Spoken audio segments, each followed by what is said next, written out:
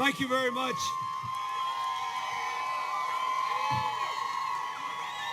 Wow. Then, let me ask you something.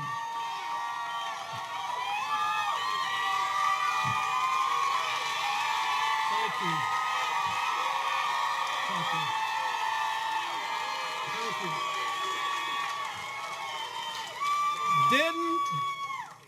Didn't Congressman Mike Doyle do a great job for Hillary?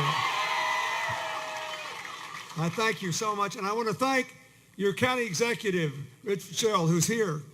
Give him a hand. And Senator Jay Costa, Senator Jim Brewster, Representative Ed Gainey, Representative Jake Wheatley, Reverend Ricky Burgess, thank you for being here. Councilman DeWitt Walton, County Chair Nancy Patton Mills, thank you very much.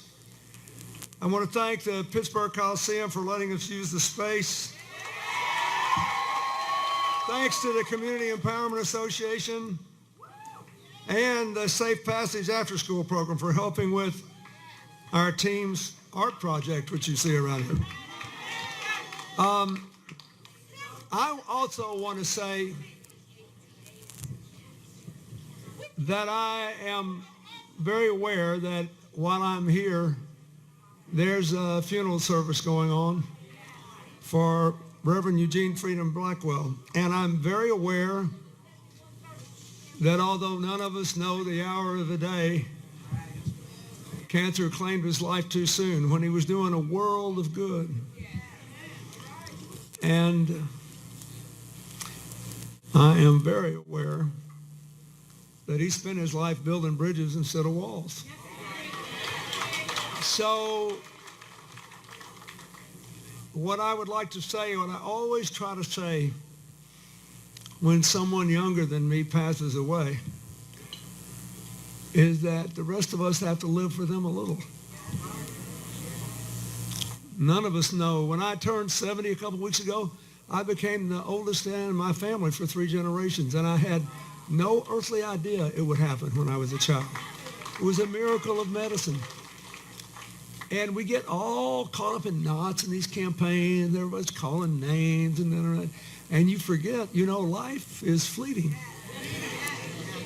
And when you get older and you've got more yesterdays than tomorrows, you ought to be more upbeat and forward-looking, because every today counts more.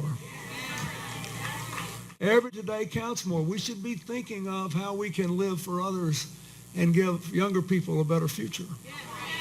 And I follow this campaign, and I realize that everybody has to worry about rating points, and people would rather see a fight than a discussion. But look, we got enough road rage in America today and all over the world. I think President Obama, and I want to thank you for voting for him twice, by the way, and I thank you. And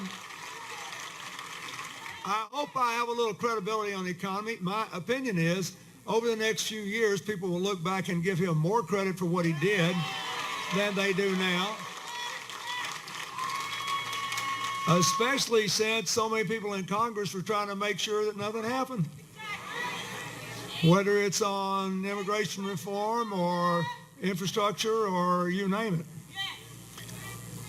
But the truth is, there's a lot of road rage, because that financial crash we had 8 years ago this month had a very long tail.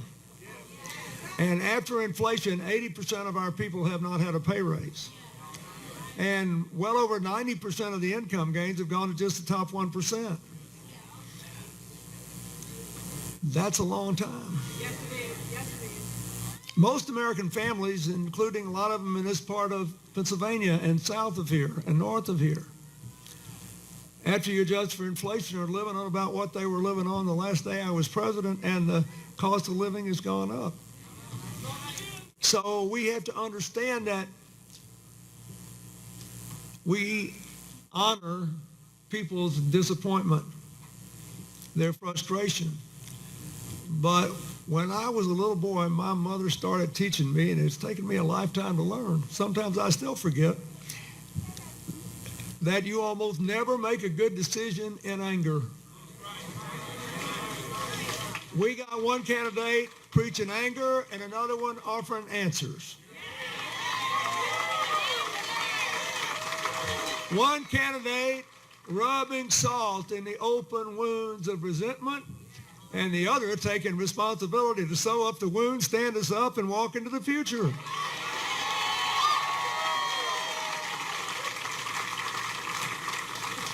One candidate says, "I'll make America great again," and means by that, hey folks, I'm a white Southerner, I know exactly what it means.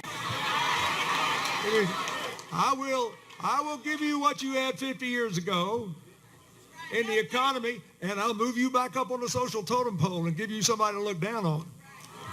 Hillary says it's time we tore the totem pole down and went forward together. Now,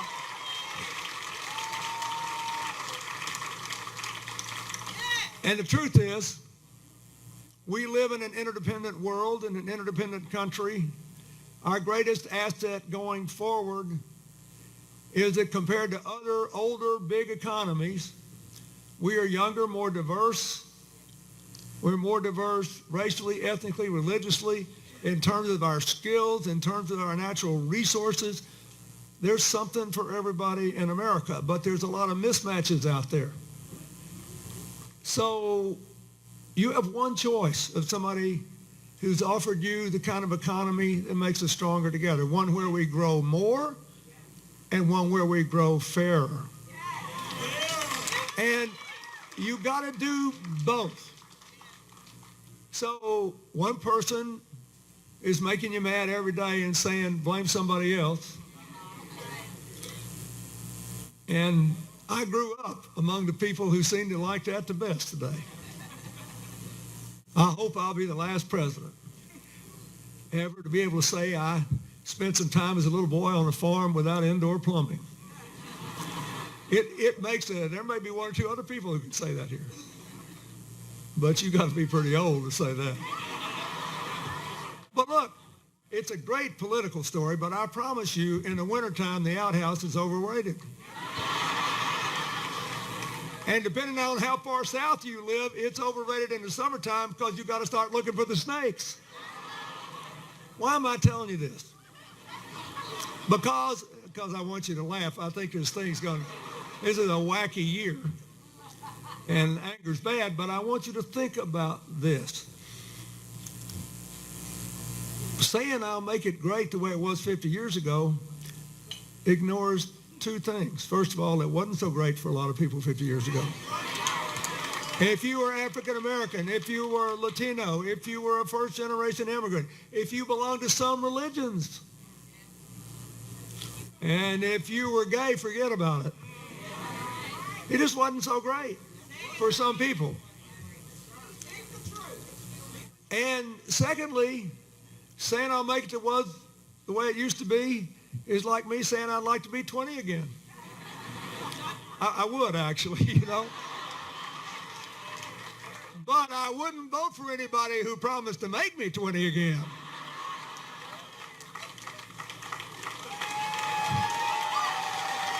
And so, look, what we need to do to grow faster and grow fairer is straightforward, affordable, achievable, and has been recognized by economic experts from the right to the left to be something that would produce a great jobs boom in America, both for people with college educations and non-college people. We need an infrastructure program that rebuilds the roads, the bridges, the ports, the airports, and the water systems. There are a lot of little babies all over this country drinking water with too much lead in it because the pipes are too old. If you took them all up and put things down that were clean and new, you'd create a ton of jobs and give all our children a healthier future. We need affordable, rapid broadband in every rural community in America. There are 5 million children in this country, some of them living not too far from here, who get homework assignments in school that require them to get on the internet, and they cannot do it. She's the only person that's talked about this. We need a plan that recognizes that we can bring back manufacturing jobs. You know how many jobs have been brought back to America since the bottom of the crash under President Obama's presidency? 900,000. The other guys, you know what the net in-migration from Mexico to the United States was?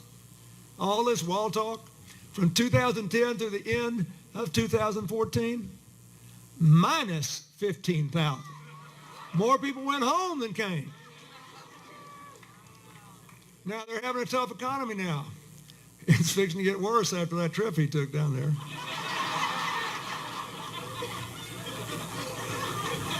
But we're laughing, but it's a serious matter.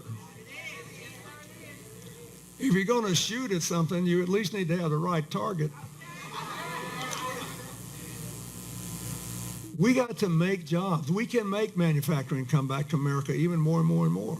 But she's the only person with a serious plan to get modern manufacturing and to train people for it. She's the only person who said, yes, I'll help you get free college if your family income's less than $125,000, and I will help you get debt-free college, whatever your income is, if you're willing to work 10 hours a week. And I will, if you already have debt, I will help you pay it off. No matter how much you owe, you should be able to refinance that debt. A college loan is the only loan you cannot refinance. If that one proposal of Hillary's passed, just that one thing, overnight, 20 million Americans would save more than $2,000. Yes. I'll let you decide whether you want to pay this back with 3 or 4 years of public service-related employment, or if you don't or want to do that or you can't, no matter how much you borrowed, you can turn your college debt into a home mortgage-like instrument. Pay it off over 20 years and never, ever, ever have to pay more than 10% of your after-tax income a month, no matter how much you owe. Now, we need to do that. She's the only person that says it's time for us to redignify skills training. There are more than 1 million jobs today, plumbers, pipe fitters, welders, a gazillion other things that are open today that do not require a 4-year degree, that are just going begging because there are no high-quality training programs in the area. So she wants us to invest in labor union training programs that are great. She wants us to invest in community-based training union programs that are great. And she wants to offer a whole new deal to corporate America. I will support cutting your taxes. If you'll leave your jobs here, invest in internships, in training, and share your profits with your employees, I want you to pay less. But if you're willing to do what Carrier did in Indiana, I don't know if you read about that. They had a division that made $2.9 billion last year. Profitable. The profit margins were going up. And they still voted to shut it down, throw 2,100 people out of work, and move to Mexico for short-term gain. You know why? Because too many of these companies are being almost terrorized by big short-term investors that demand a profit in the stock price after a year and a day. Now, is this good business? Actually, it's not. And a lot of these companies pay the chief executive officer a big, big chunk of his income or her income based on whether they make that target in a year and a day. You cannot run any business on that and expect it to be strong over the long run. The companies in this country that are run for the benefit of their customers, their employees, their communities, and their stockholders, all the stakeholders, over any 5 to 10 year period are doing markedly better than these companies that are throwing people under the bus to get an annual hike in the share price. So She believes we have to switch back to a stakeholder place where we all count. And we ought to reward companies that do that. There are lots of them. And they're not all run by Democrats. Some of them are run by Republicans. This is not a partisan deal. This is what you think is good business. We know that people who take care of their employees and take care of their communities make more money. We know that people who let the finance tail wag the business dog may look like they're making more money because they take their profits and buy back the stock, jack the price up, send the people that have been terrorizing them at the board of directors meeting, sell the stock, put the money in the bank, and that's what happens. One of the things that made its life so hard for President Obama is we kept creating all these jobs, but only 61 cents of corporate revenue were going to pay and benefits. When I was president, the average was about 66 cents. Now, we finally created enough more jobs that the labor movement started tightening the labor market, and we got up 62.5 cents, and that's why wages have been going up a little bit in the last year or so. But we ought to live in a country where we say, we're not anti-business. We think you can be pro-business and pro-labor. We want you to make a profit, otherwise we can't have jobs. But we don't want you to pony up the profit every year by throwing people under the bus. We want you to be able to sell overseas. We're only 4% of the world's population. We got to sell something to the others. We recognize that it may be economical for you to open a new plant somewhere else, but don't shut down a profitable one here just to make a cheap profit in a year and throw people in the street. Look, I was a governor for 12 years, and Hillary went through all this with me. When a plant closed in my state, I tried to go there on the last day. First thing I did when I got reelected in 1982 was an old Singer sewing machine plant that had been there since the 1920s. Was closing. I went there and I shook hands with all 600 people when they walked off the shift for the last time. And guess what? No one was mad at them in the community because they couldn't make money anymore, because the economy had moved on. So you had these hardworking people not demonstrating, not angry, saying, Governor, find us something else to do. These people stayed with us all those decades. We respect them. We wish them well. But they can't make money doing this anymore. That happens. But what Carrier did is not that. They said, oh, we can make plenty of money here, but we can't make as much money next year and pay the top management their bonuses and keep these wolves of short-term gain at the door. So Hillary said, you want to cut business taxes? Be good to everybody, and I'll be cut for cutting your taxes. Train people, share profits with them, invest in America, we'll have lower taxes. Try to take it away, I want you to pay more so I can retrain these people and put them back to work doing something else. And she's the only person you can vote for. It's got a plan for that. Now I want to say one other thing. We all know how her opponent's done real well down in West Virginia and Eastern Kentucky because the coal people don't like any of us anymore. They all voted for me. I won twice, and they did well. And they blame the president when the sun doesn't come up in the morning now. And so Hillary's opponent says, well, this climate change is just a Chinese hoax. Well, I just got back from Florida, folks. And there are Republican mayors down there who are supporting Hillary for president because, wait. Because they know it's not a hoax, because the sea levels are rising and they got to figure out how to get people's houses elevated and how to build back and how to keep from being overcome by this. The people in coal country have a beef with all politicians, but it's not denying climate change. The beef is this. Coal employment in America peaked in 1920. Coal production east of the Mississippi peaked in 1950. For the last 30 plus years, more and more coal has been taken out of Wyoming because it's closer to the surface and lower in sulfur content. Then we hit the natural gas boom. So the Marcellus Shale contributes to lower incomes in coal country because it's cheaper and it's less polluting. Then the global recession and warmer winters meant you couldn't sell so much of it overseas anymore. So all this is being blamed on President Obama's climate change policies, and those rules have not even taken effect yet. But I don't want you to laugh. I understand that these people, look, a lot of you will identify this. When I was born in Arkansas at the end of World War II, our income was 56% of the national average, barely half.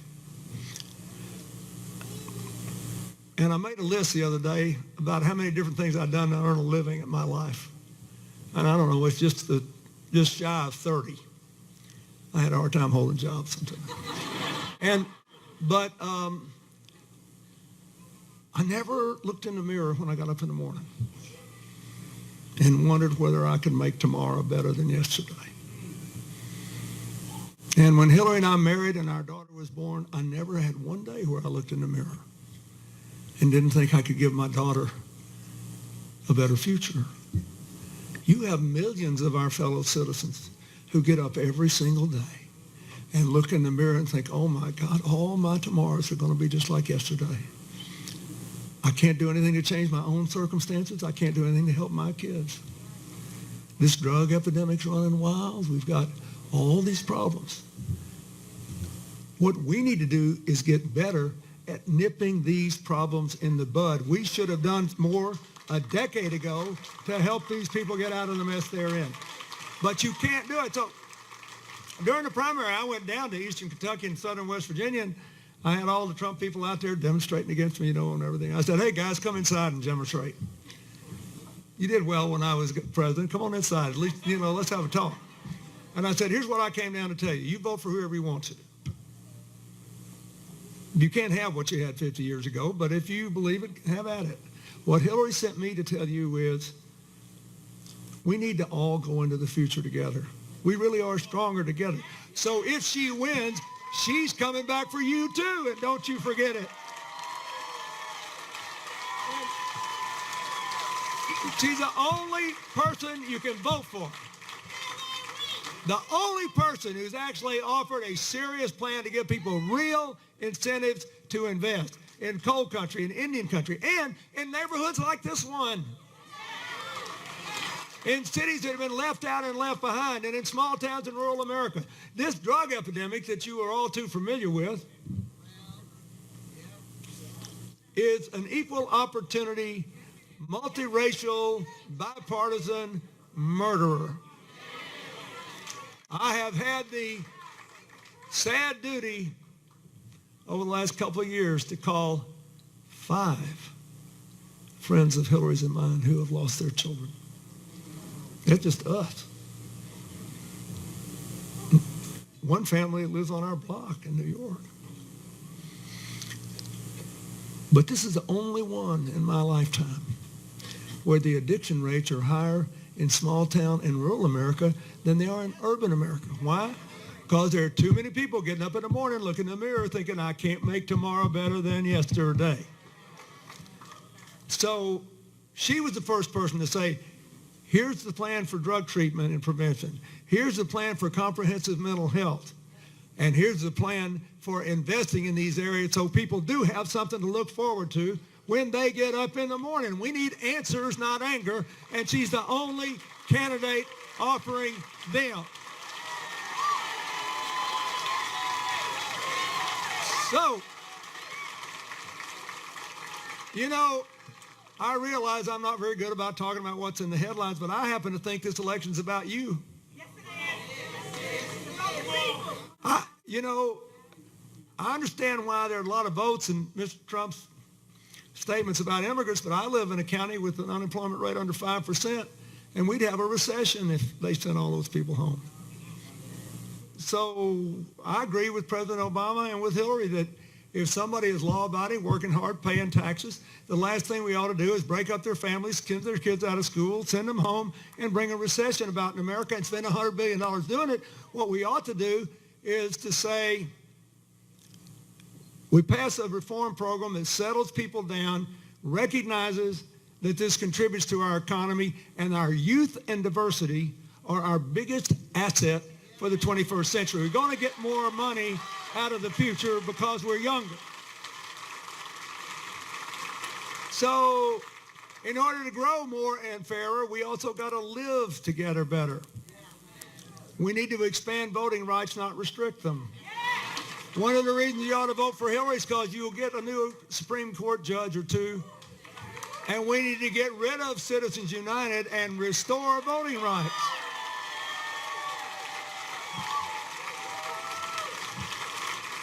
I get so tickled every time I hear one of these guys make one of these pie speeches. I don't really want to keep people of color from voting. I just don't want any voter fraud. I'll tell you one thing. I'd like to give a medal to that Republican official here in Pennsylvania. He's the only person that told the truth. You bet we're trying to make it harder for people to vote who don't vote for us while we cut down President Obama's margin 5 points last time. At least he fessed up. I mean, if a guy's sticking it to you, you kind of got to respect him. So just say, yeah, I'm sticking it to you. Yeah, I think there should be one set of rules for me and another set for you. It's not the American way, but it's what's going on. So here's the deal. Since 2000, more than 800 million votes have been cast in the United States. The Justice Department in Washington has a special division to deal with voter fraud. You know how many credible claims there have been of fraudulent IDs since 2000? 35. 1 in 23 million. So obviously we needed all this effort made, right? Because it was only to purify our elections. If you believe that, I got some land I'd like to say. The point is, if we're not willing to live together and work together, we're not going to grow faster and grow fairer. So Hillary's slogan, Stronger Together, is about more than a campaign slogan. Look, I get it. All over the world, people saying this togetherness is maybe edgy. You know, we got these episodic acts of terror. We got people who worship differently than we do. They seem to believe things I don't. We got all this social change, and guys, it's hard to digest it all. I want to go inside and close the door. I get it. First time your child came home from school and got bullied at school or slipped on the way home and had a bleeding knee, you just want to go inside and close the door. But you can't do it. We are in the best position of any country in the world for the next 30 years. But we got to build on what has happened in these last 8 years and claim a new century of American greatness. So, you got the only candidate who's ever actually offered you credible plan. You've got economic analysis from John McCain's economic advisor, who makes a living analyzing things like this. And he said, well, if her plan passes, at a minimum, you'll get 10.5 million jobs more than you would if it doesn't.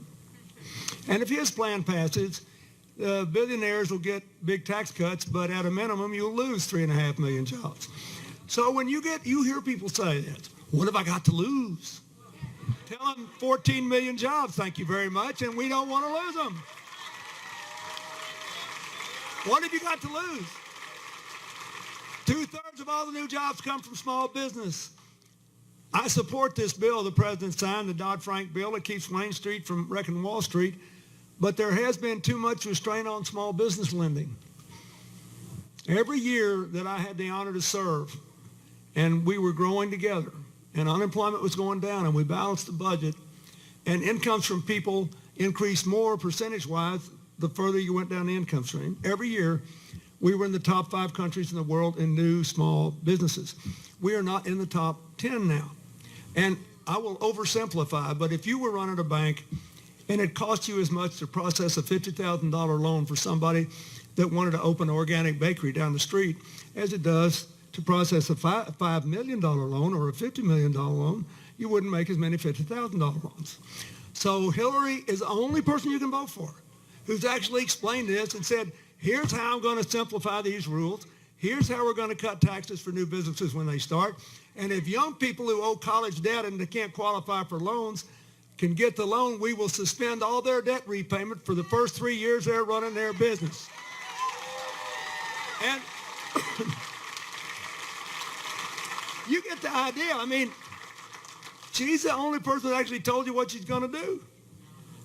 Everybody else, and there are lots of independent actors, not just the candidates in this campaign, nobody else seems to want this election to be about you.